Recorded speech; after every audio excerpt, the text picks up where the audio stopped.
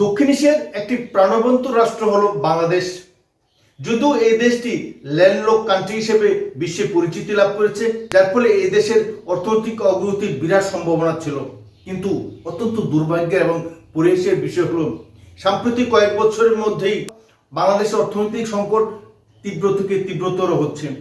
কিন্তু কেন কেন আজ বাংলাদেশের তো বেকারত্ব বৃদ্ধি পেয়েছে, কেন জিডিপি হ্রাস পেয়েছে, কেন মুদ্রাস্ফীতি ক্রমশই নাজুক অবস্থায় পৌঁছেছে, আভ্যন্তরীণ রাজস্ব ঘাটতি দেখা দিয়েছে, সেই সঙ্গে শিল্প উৎপাদন সহ অন্যান্য ক্ষেত্রেও দেশে আজ কঠিন পরিস্থিতি। লাগামহীন নিত্য প্রয়োজনীয় মূল্য বৃদ্ধির ফলে মানুষের ক্রয় ক্ষমতা আজ হ্রাস পেয়ে গেছে। কঠিন দারিদ্র্যের মধ্যে বসবাস করছে বাংলাদেশের সাধারণ মানুষ। কিন্তু কেন, কি কারণে আজকে এই পরিস্থিতির সৃষ্টি হয়েছে? বিগত 10 বছর পূর্বেও বাংলাদেশে এই ধরনের পরিস্থিতি ছিল না। আজ বাংলাদেশের অর্থনৈতিক পরিস্থিতি এতটাই খারাপ যে দেউলিয়া রাষ্ট্রে পরিণত হওয়ার অবস্থা। কেন এই ধরনের পরিস্থিতির সৃষ্টি হলো? বাংলাদেশের মানুষের সামনে এই কঠিন পরিস্থিতি, আর্থিক মন্দা হওয়ার পেছনে মূল কারণ কি? এই বিষয়ে অর্থনৈতিক বিশেষজ্ঞরা বিশেষ কিছু কারণ চিহ্নিত করেছেন। মুদ্রাস্ফীতি দেখা দিয়েছে, এফডিআই বন্ধ, আভ্যন্তরীণ বাজারে খুচরো পণ্যমূল্য মানুষের ক্রয় ক্ষমতার বাইরে,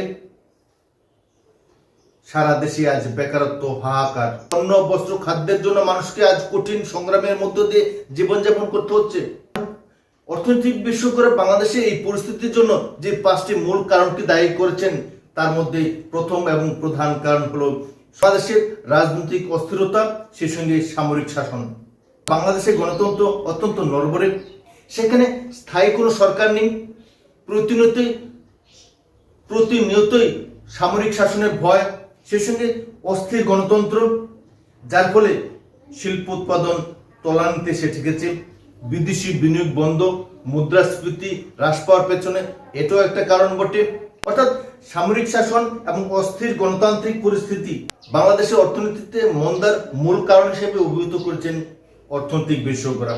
অর্থাৎ বাংলাদেশ যে আজ কঠিন আর্থিক মন্দার মধ্যে দিয়ে এগিয়ে চলছে, তার পেছনে রয়েছে দীর্ঘ ইতিহাস। অর্থাৎ সামরিক শাসন, অস্থির গণতন্ত্র এবং আভ্যন্তরীণ নিরাপত্তায় ব্যাপক ঘাটতির ফলেই বাংলাদেশের আজকের এই পরিস্থিতি। অর্থনৈতিক বিশেষজ্ঞরা দ্বিতীয় কারণ হিসেবে যে বিষয়টা উল্লেখ করেছেন তা হলো বাংলাদেশের আভ্যন্তরীণ উৎপাদন হ্রাস। একদিকে যেমন শিল্প উৎপাদনে ব্যাপক ঘাটতি সৃষ্টি হয়েছে, ঠিক তেমনি ভাবে কৃষিজাত পণ্য উৎপাদনের ক্ষেত্রেও বাংলাদেশ আজ অনেক পিছিয়ে আছে।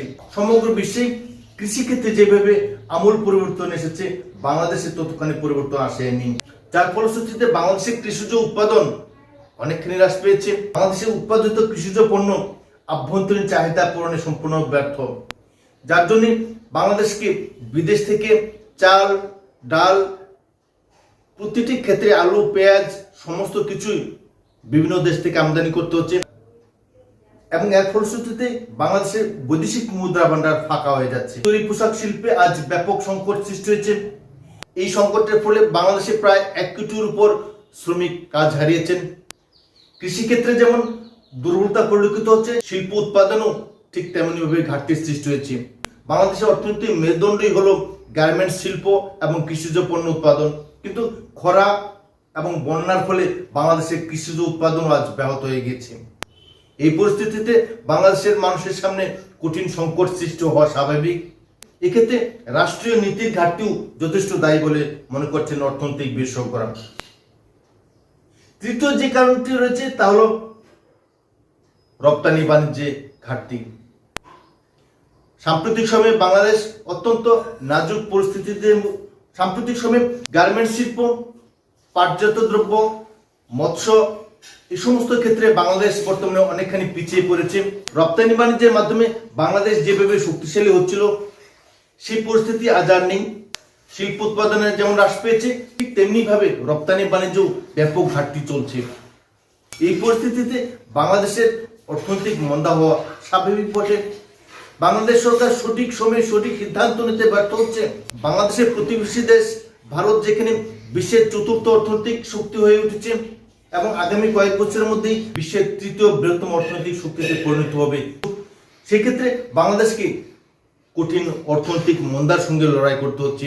বাংলাদেশে আজ খাদ্যদ্রব্যের যেমন হাহাকার, ঠিক তেমনি ভাবে প্রতিটি ক্ষেত্রেই সরকারি দৈন্যদশা পরিলক্ষিত হচ্ছে, যার ফলশ্রুতিতে বাংলাদেশের এই আর্থিক মন্দা, এই আর্থিক দুরবস্থা এবং জনগণ আজ কঠিন লড়াই সংগ্রামের মধ্য দিয়ে জীবনযাপন করছে। সাম্প্রতিক সময়ে বাংলাদেশের যে আর্থিক মন্দা, অর্থনৈতিক সংকটের তীব্রতা, এর পেছনে আরও একটি বড় কারণ রয়েছে বিদেশি ঋণ। দেশটি বৈদেশিক ঋণের ভারে জর্জরিত। চীন, IMF সহ বিভিন্ন অর্থনৈতিক ফান্ড থেকে যেভাবে ঋণ নিচ্ছে বাংলাদেশ, তাতে করে বাংলাদেশের প্রতিটি নাগরিকের মাথার উপর হাজার হাজার ডলার ঋণ রয়েছে। এই ঋণ পরিশোধ করতে গিয়ে বাংলাদেশকে বৈদেশিক মুদ্রা ভান্ডার ফাঁকা করে দিতে হচ্ছে। এই পরিস্থিতি, এই আর্থিক মন্দা, আর্থিক সংকট দিন দিন বৃদ্ধি পেতে থাকবে। তার চেয়েও বড় কারণ হলো এবং সবচেয়ে গুরুত্বপূর্ণ কারণ হলো মাইনাস ইন্ডিয়া।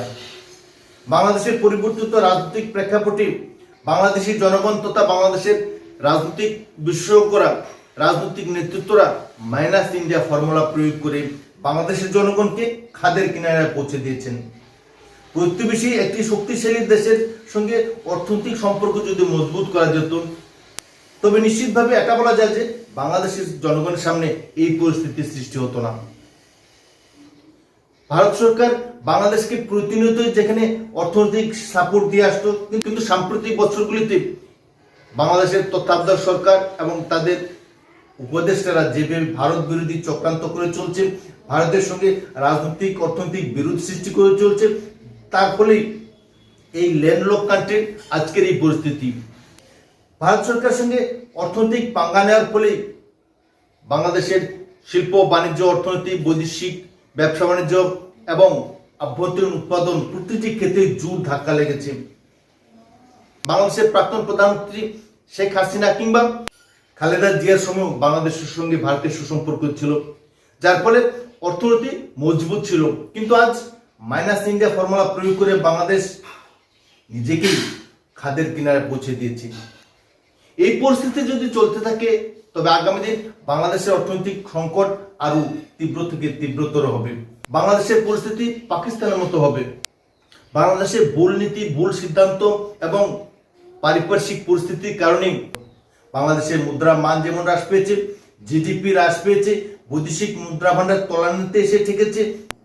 এই পরিস্থিতি থেকে বেরিয়ে আসতে গেলে বাংলাদেশকে অবশ্যই যথোপযুক্ত বাস্তবসম্মত অর্থনৈতিক নীতি গ্রহণ করতে হবে।